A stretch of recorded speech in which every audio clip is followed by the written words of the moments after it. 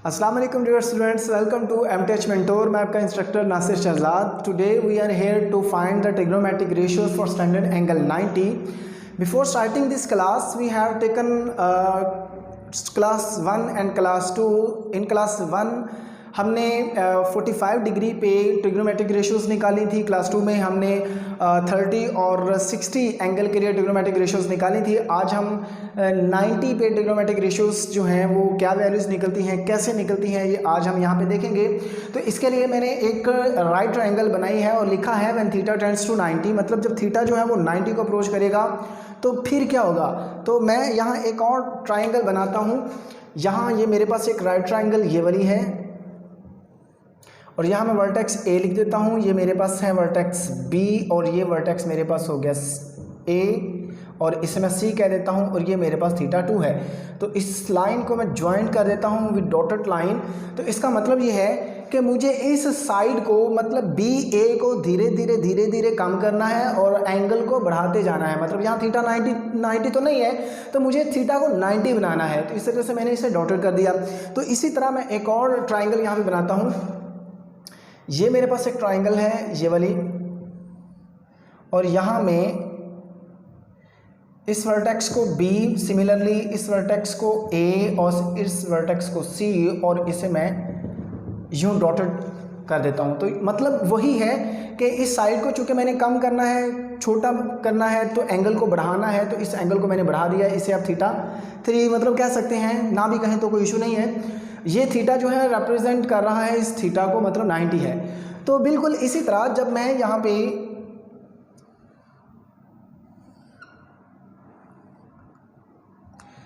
इस वर्टेक्स को A और इस वर्टेक्स को C और सिमिलरली ये B और इसे आप डॉटेड कर दें, और आखिरकार जब आप थीटे को बढ़ाते बढ़ाते आप इस लाइन पे ले आएंगे, मतलब ये वाले, ये वर्टेक्स जो है वो B है और ये C है। तो इस लाइन को जब आप यूं BC पे कोइंसाइड्स करवाएंगे तो ये कुछ इस तरह बन जाएगी।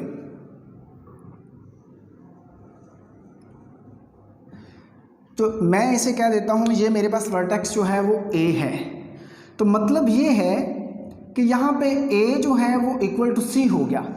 मतलब आप इसे यूँ भी लिख सकते हैं कि डिस्टेंस बिटवीन AC वो 0 हो गया। मतलब AC जो है वो 0, मतलब ये जो डिस्टेंस AC था वो 0 हो गया। कम होते होते आखिरकार ये 0 हो गया। तो इसे हम यूँ भी लिख सकते हैं कि जो लेंथ AB थी, जो लेंथ AB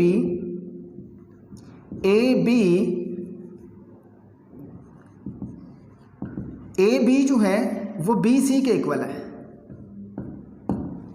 मतलब ये लेंथ जो है AB वो BC के इक्वल हो गई। तो थीटा जो है टेंड्स टू 90, तो मतलब थीटा को हमने 90 पे अप्रोच करवा दिया।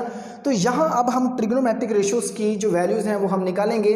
सबसे पहले साइन 90 डिग्री। साइन 90 हमारे पास ओरिजिनल ट्राइंगल जो है वो ये है, तो चूंकि ये 90 है, इसको हमने 90 टर्न्स करवा दिया। तो हमारे पास इस एंगल के सामने, इस वर्टेक्स के सामने वाली साइड जो है वो परपेंडिकुलर है।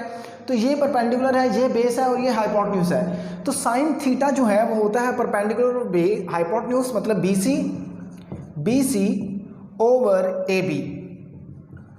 अब हमने कहा है कि जो BC है वो AB के इक्वल है। तो आप यहाँ BC जो है वो AB के इक्वल लिख सकते हैं कि AB ओवर AB, तो कैंसल, आंसर 1, मतलब साइन 90 जो है वो 1 है। इसी तरह कोस 90 डिग्री, कोस 90 जो है वो होता है परपेंडिकुलर बेस ओवर हाइपोटेन्यूज। अब बेस जो है वो AC है, AC ओवर AB। अब AC तो हमने कहा है 0 है, मतलब लेंथ जो है वो AC वो 0 है। तो फिर यहाँ हम लिखेंगे 0 ओवर AB, तो वो भी क्या आ गया, 0 आ गया। मतलब कोस 90 जो है वो 0 होता है और साइन 90 जो 1 होता है। उसके बाद थर्ड ट्रिग्नोमेट्रिक रेशियो जो है वो है टेन 90 डिग्री। टेन 90 होता है परपेंडिकुलर बेस, ये हमारे पास परपेंडिकुलर है BC ओवर AC। अब हमने देखा कि ये AC जो है वो 0 है, तो ये आ जाएगा बी सी ओवर 0 मतलब अनडिफाइंड, इन्फिनिटी। तो ये है साइन 90, कोस 90 और टेन 90 की वैल्यूज़। अब हम निकालते हैं इनके रेसिप्रोकल्स की वैल्यूज़।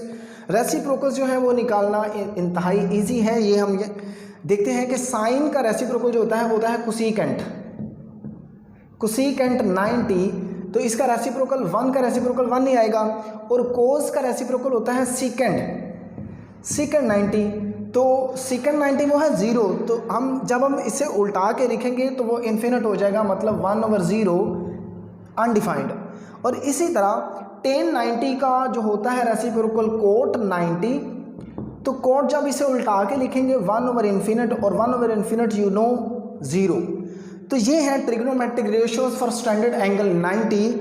इससे पहले हमने 45, 30 और 60 की वैल्यूज़ निकाली हैं। अब हमने 90 पे देख लें कि ट्रिग्नोमेट्रिक रेशियोज जो हैं वो किस तरह वैल्यूज़ निकलती हैं। Trigonometric ratios for standard angle 90 की वैल्यूज़ जो हैं वो इस तरह निकलती हैं। आई होप कि ये वीडियो आपको अच्छी लगी है।